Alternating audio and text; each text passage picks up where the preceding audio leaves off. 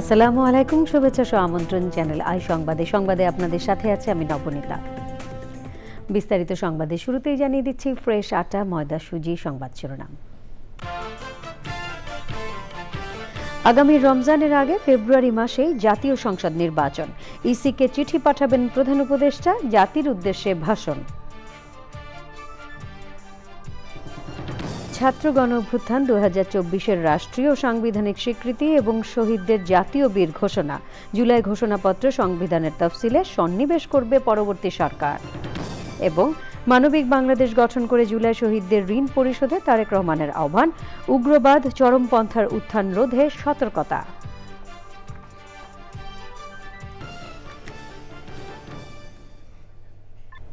সংবাদ শিরোনামগুলো জানাচ্ছিলাম। এখনকার সংবাদ আয়োজন একই সঙ্গে চ্যানেলের ইউটিউব চ্যানেল এবং চ্যানেলের ওটিটি প্ল্যাটফর্ম আই স্ক্রিনে লাইভ স্ট্রিমিং হচ্ছে। যাচ্ছে পুরো সংবাদ এবং শুরুতেই ছাত্র গণ অভ্যুত্থানের 1 বছর।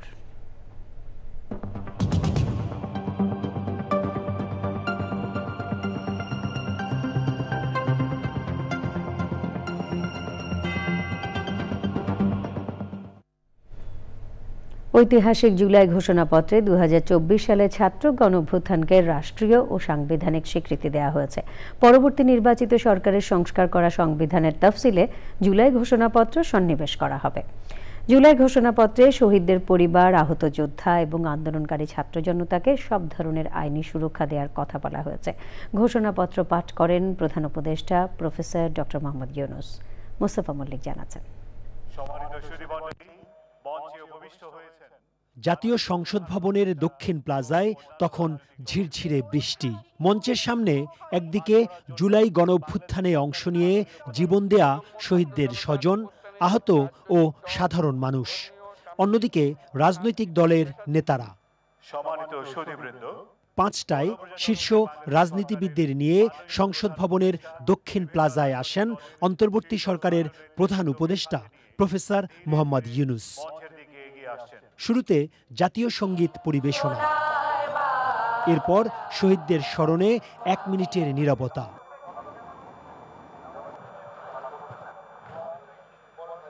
পাঁচটার কিছু পরে 21 দফা প্রেক্ষাপট ও 7 দফা ঘোষণা সম্বলিত ঐতিহাসিক জুলাই ঘোষণাপত্র পড়তে শুরু করেন প্রধান উপদেষ্টা। স্বাধীনতা পরবর্তী আওয়ামী লীগ সরকার স্বাধীনতার মূল মন্ত্র গণতান্ত্রিক শাসন ব্যবস্থার বিপরীতে বাকশাল নামে সাংবিধানিকভাবে একদলীয় শাসন ব্যবস্থা কায়েম করে। 80-র দশকে সামরিক স্বৈরশাসনের বিরুদ্ধে দীর্ঘ 9 বছর ছাত্র জনতার সংগ্রাম, 1/11-এর ষড়যন্ত্রমূলক ব্যবস্থার মাধ্যমে বাংলাদেশে শেখ হাসিনার একছত্র ক্ষমতা গ্রহণ, জুলাই ঘোষণাপত্রে তুলে ধরা হয় বাংলাদেশের শাসন ব্যবস্থার ধারাবাহিক চিত্র। সামরিক স্বৈরশাসনের বিরুদ্ধে জনতার অবিরাম সংগ্রামের মধ্য দিয়ে 1990 সালে গণ অভ্যুত্থান সংগঠিত হয়। 1/11-র মতো ষড়যন্ত্রমূলক ব্যবস্থার মাধ্যমে বাংলাদেশে শেখ হাসিনার একচ্ছত্র ক্ষমতা, আধিপত্য এবং ফ্যাসিবাদের পথ সুগম করা হয়। ঘোষণাপত্রে কোন প্রেক্ষাপটে গণ অভ্যুত্থান হলো তা তুলে ধরা হয়। একই সঙ্গে নিরপেক্ষ নির্বাচনের প্রসঙ্গ ও ছাত্র গণ অভ্যুত্থানের স্বীকৃতিও তুলে ধরা হয় ঘোষণাপত্রে। আওয়ামী লীগ সরকার 3টি প্রহসনের নির্বাচনে এর জাতীয় সংসদ নির্বাচন এদেশের মানুষকে ভোটাধিকার ও প্রতিনিধিত্ব থেকে বঞ্চিত করে। জুলাই জনগণের সকল শহীদদের জাতীয় বীর হিসেবে ঘোষণা করে শহীদদের পরিবার, আহত যোদ্ধা এবং আন্দোলনকারী ছাত্র জনতাকে প্রয়োজনীয় সকল আইনি সুরক্ষা দেওয়ার অভিপ্রায় ব্যক্ত করেছে। ছাত্র গণঅভ্যুত্থানের 2024-এর উপযুক্ত রাষ্ট্রীয় সাংবিধানিক স্বীকৃতি প্রদান করা হবে।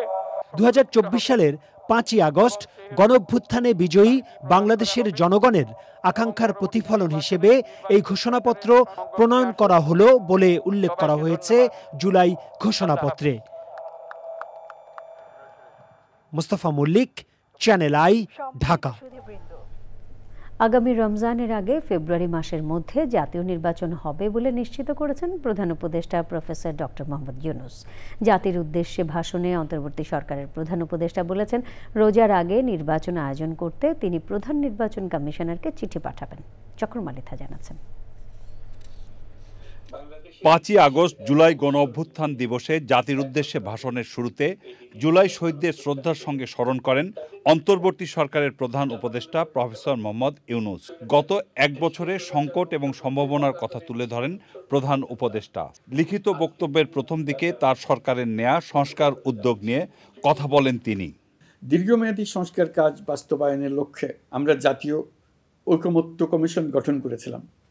এই কমিশনে 30টিরও অধিক রাজনৈতিক দল ও জোট স্বতঃস্ফূর্তভাবে অংশগ্রহণ করেছে, তাদের মতামত দিয়েছে। প্রাথমিক পর্যায়ে ঐকমত্য কমিশন 166টি সুপারিশ নিয়ে 30টির বেশি রাজনৈতিক দলের সঙ্গে প্রায় 2 মাস ধরে দলগত ও জোটগতভাবে আলোচনা করেছিল। এই প্রক্রিয়ায় যেসব বিষয়ে রাজনৈতিক দলগুলোর মধ্যে ঐকমত্য প্রতিষ্ঠিত হয়েছিল সেগুলো বাদ দিয়ে কমিশনের পক্ষ থেকে 19টি মৌলিক সংস্কারের বিষয় চিহ্নিত করা হয়। দ্বিতীয় পর্যায়ে 23 দিন ধরে আলোচনা শেষে 19টি বিষয়ের বেশিরভাগ ক্ষেত্রেই ঐকমত্য প্রতিষ্ঠা করা সম্ভব হয়েছে, যদিও কয়েকটি ক্ষেত্রে কিছু কিছু রাজনৈতিক দলের নোট অফ ডিসেন্ট রয়েছে। সংস্কারের ক্ষেত্রে আমরা আমাদের লক্ষ্যে পৌঁছাতে পেরেছি। ঐকমত্য কমিশনের পরিচালনায় দেশের সকল রাজনৈতিক দল মিলে দীর্ঘদিন ধরে প্রতিনিয়ত আলাপ আলোচনার। প্রধান উপদেষ্টা বলেন, নির্বাচিত সরকারের কাছে দায়িত্ব হস্তান্তরের প্রক্রিয়া শুরু করবে সরকার।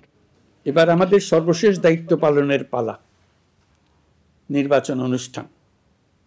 আজ এই মহান দিবসে আপনাদের সামনে এই বক্তব্য রাখার পর থেকেই আমরা আমাদের সর্বশেষ এবং সবচেয়ে গুরুত্বপূর্ণ অধ্যায়ে প্রবেশ করব। আমরা এবার একটা নির্বাচিত সরকারের কাছে দায়িত্ব হস্তান্তরের প্রক্রিয়া শুরু করব।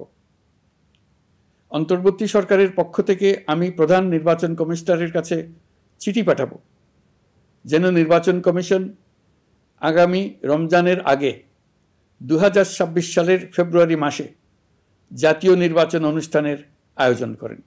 আপনারা সকলেই দোয়া করবেন যেন সুন্দরভাবে নির্বাচন অনুষ্ঠান করে এদেশের সকল নাগরিক একটি নতুন বাংলাদেশ গড়ার কাজে সফলভাবে এগিয়ে যেতে পারে।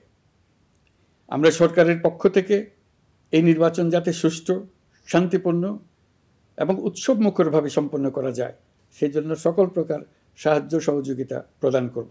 একটি স্বাধীন বিচার বিভাগের জন্য এ সরকারের নেয়া নানা পদক্ষেপের কথা উঠে আসে ভাষণে। জুলাই আগস্টের মানবতা বিরোধী অপরাধ মামলায় বিচার কাজ দৃঢ়ভাবে এগিয়ে চলেছে। বিচারের আনুষ্ঠানিক শুনানি পর্বও শুরু হয়েছে। ইতিহাসের নির্মম হত্যাযজ্ঞে যারা জড়িত তাদের বিচার এদেশের মাটিতে হবেই। বিচার প্রক্রিয়া ও এর ফলাফল ক্রমান্বয়ে মানুষের কাছে প্রকাশিত হতে থাকবে। বিচারের পুরো প্রক্রিয়া দেশবাসীর কাছে স্বচ্ছ ও দৃশ্যমান রাখা হচ্ছে। ভাষণে জাতিকে বিভক্ত হতে না দেওয়ার আহ্বান প্রধান উপদেষ্টার। চকর Malitha, channel I, Dhaka.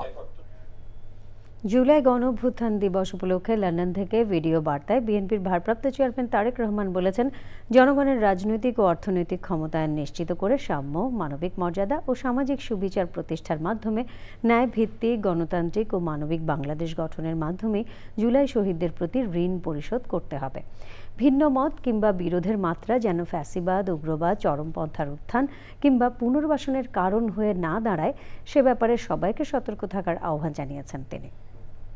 5ই August আজ থেকে ঠিক 1 বছর আগে 2024 সালের এই দিনে ফ্যাসিস্ট বাংলাদেশ ছেড়ে পালিয়েছে। রাহমুক্ত হয়েছে বাংলাদেশ।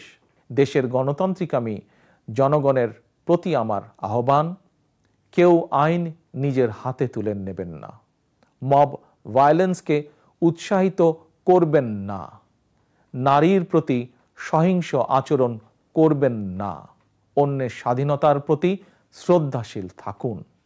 একজন মায়ের চোখে বাংলাদেশ যেমন, আমরা তেমন একটি বাংলাদেশ গড়তে চাই যেখানে দল, মত, ধর্ম, বর্ণ নির্বিশেষে বিশ্বাসী, অবিশ্বাসী, সংশয়বাদী প্রতিটি সন্তান, প্রতিটি মানুষ নিরাপদে থাকবে। একটি গণতান্ত্রিক বাংলাদেশ প্রতিষ্ঠার প্রথম এবং প্রধান রাজনৈতিক উদ্যোগ হচ্ছে জনগণের সরাসরি ভোটে জনগণের প্রতি দায়বদ্ধ, জনগণের কাছে জবাবদিহিমূলক একটি রাষ্ট্র এবং সরকার প্রতিষ্ঠা। এরই সাথে সংবাদে নিয়ে নিচ্ছি খানিকক্ষণের বিরতি। আর বিরতির পর অন্যান্য সংবাদের সাথে জানিয়ে ফিরব। গাজায় ইসরায়েলি হামলায় আরো 87 জনের প্রাণহানি, 52 জনেরই মৃত্যু খাবার সংগ্রহ করতে গিয়ে।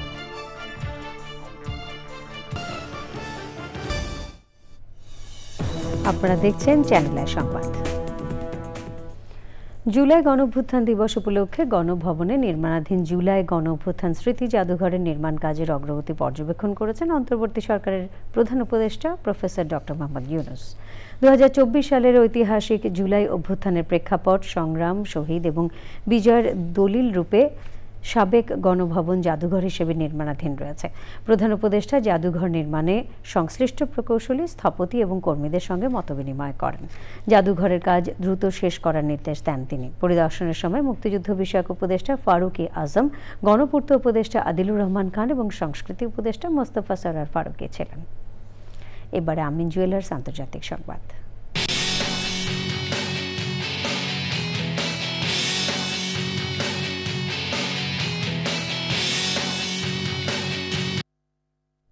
গাজার বিভিন্ন স্থানে ইসরায়েলি বিমান বাহিনী এবং আর্টিলারি ইউনিট ভারী আগ্নেয়াস্ত্র দিয়ে হামলা চালাচ্ছে। একই সাথে স্থলে অভিযান অব্যাহত রেখেছে। গাজার স্বাস্থ্য মন্ত্রণালয় বলছে, হামলায় গত 24 ঘন্টায় আরও 87 ফিলিস্তিনি নিহত হয়েছে, যার মধ্যে 52 জনই গাজার রাফা অঞ্চলে ত্রাণ নিতে গিয়ে হামলায় নিহত হয়েছে। এছাড়া অনাহারে শিশুসহ 8 জন মারা গেছে। এ নিয়ে এখনও পর্যন্ত অনাহার ও অপুষ্টিতে 188 জনের মৃত্যু হয়েছে, যার মধ্যে 94 জনই শিশু। পর্যাপ্ত ত্রাণ না পাওয়ায় গাজায় মৃতের সংখ্যা বাড়ছে। গাজার সরকারি তথ্যের হিসেবে গাজায় 86 ত্রাণবাহী ট্রাক প্রবেশের অনুমতি পেয়েছে।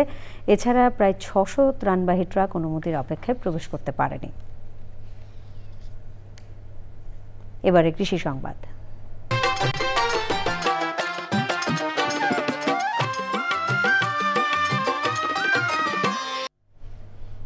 যশোরে টানা কয়েকদিনের ভারী বৃষ্টিতে অধিকাংশ নিচু জমিতে আমন ধানের বীজতলা ডুবে গেছে। এতে চলতি মৌসুমে ধানের চারার সংকট দেখা দিয়েছে।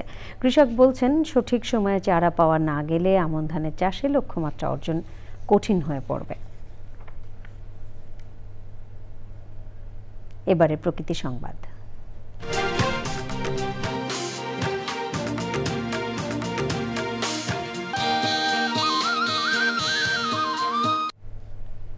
কিশোরগঞ্জের পাকুন্দিয়ায় নারীদের মাঝে ফলদ গাছের চারা বিতরণ করেছে নবদৃষ্টি ফাউন্ডেশন। এ সময় তাদের আত্মকর্মসংস্থানে উদ্বুদ্ধ করে তুলতে সেলাই মেশিনের প্রশিক্ষণ দেওয়া হয়। উপজেলা সুখিয়া ইউনিয়ন পরিষদে প্রশিক্ষণের উদ্বোধন করেন উপজেলা নির্বাহী কর্মকর্তা মোহাম্মদ বিল্লাল হোসেন। অনুষ্ঠানে আয়োজকরা জানান, নারীদের স্বাবলম্বী করে গড়ে তোলার লক্ষ্যে সেলাই প্রশিক্ষণের ব্যবস্থা করা হয়েছে। নবদৃষ্টি ফাউন্ডেশনের সদস্য ব্যবসায়ী সবুজ শিকদারের সভাপতিত্বে জেলা সরকারি গ্রন্থাগারের সহকারী পরিচালক আজিজুল হক সুমন এবং অন্যরাও ছিলেন। এক্সিম ব্যাংক বাণিজ্য সংবাদ।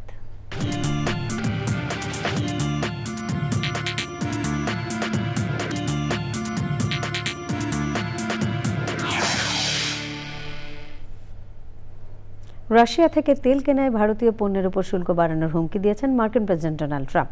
এর জবাবে ভারত বলেছে, ইউক্রেন যুদ্ধ শুরুর পর যুক্তরাষ্ট্রই ভারতকে রাশিয়া থেকে তেল কিনতে উৎসাহিত করেছিল। ভারতের পররাষ্ট্র মন্ত্রণালয় জানিয়েছে, যুক্তরাষ্ট্র এবং ইউরোপের দেশগুলো এখনও রাশিয়া থেকে গ্যাস, সার এবং ইউরেনিয়াম সহ অনেক পণ্য আমদানি করছে। 2024 সালে ইউরোপ রাশিয়া থেকে 16.5 মিলিয়ন টন এলএনজি নিয়েছে, যা আগের রেকর্ড থেকেও বেশি। ভারত আরও বলেছে, আমেরিকা এখনও রাশিয়া থেকে পারমাণবিক জ্বালানি, সার ও রাসায়নিক আমদানি করে। তাই ভারতের আমদানি অযৌক্তিক নয়, বরং জাতীয় স্বার্থে প্রয়োজনীয়।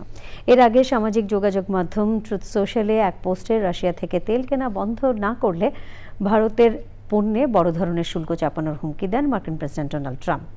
এর আগে জুলাইতে ভারতীয় পণ্যে অতিরিক্ত 25% শুল্ক আরোপ করে যুক্তরাষ্ট্র। বিদেশে উচ্চশিক্ষা পরামর্শ খাতের শীর্ষ সংগঠন foreign admission and career development consultants association of Bangladesh ফ্যাটক্যাবের নতুন মেয়াদের কার্যনির্বাহী কমিটি গঠন হয়েছে। রাজধানীর একটি 5 তারকা হোটেলে 2025 থেকে 2027 মেয়াদে নির্বাচিত সদস্যদের তালিকা ঘোষণা করা হয়। সভাপতি নির্বাচিত হয়েছেন জুলফিকার আলী জুয়েল এবং সিনিয়র ভাইস প্রেসিডেন্ট নির্বাচিত হয়েছেন বশির আহমেদ। নতুন মহাসচিব হয়েছেন মেহেদি হাসান। যুগ্ম মহাসচিব মাসুদ পারভেজ সম্রাট। নির্বাচিত সদস্য সংগঠনটির নেতারা আগামীতে দেশের উচ্চশিক্ষা খাতকে এগিয়ে নেওয়ার প্রত্যয় ব্যক্ত করেন। এরই সাথে সংবাদের শেষ ভাগে আমরা সবশেষে ফ্রেশ আটা, ময়দা, সুজি সংবাদ শিরোনামগুলো জানিয়ে দিচ্ছে আরও একবার। আগামী রমজানের আগে ফেব্রুয়ারি মাসে জাতীয় সংসদ নির্বাচন, ইসিকে চিঠি পাঠাবেন প্রধান উপদেষ্টা, জাতির উদ্দেশ্যে ভাষণ। ছাত্র গণঅভ্যুত্থান 2024-এর রাষ্ট্রীয় সাংবিধানিক স্বীকৃতি এবং শহীদদের জাতীয় বীর ঘোষণা। জুলাই ঘোষণাপত্র সংবিধানের তফসিলে সন্নিবেশ করবে পরবর্তী সরকার। এবং মানবিক বাংলাদেশ গঠন করে জুলাই শহীদদের ঋণ পরিশোধে তারেক রহমানের আহ্বান, উগ্রবাদ চরমপন্থার উত্থান রোধে সতর্কতা।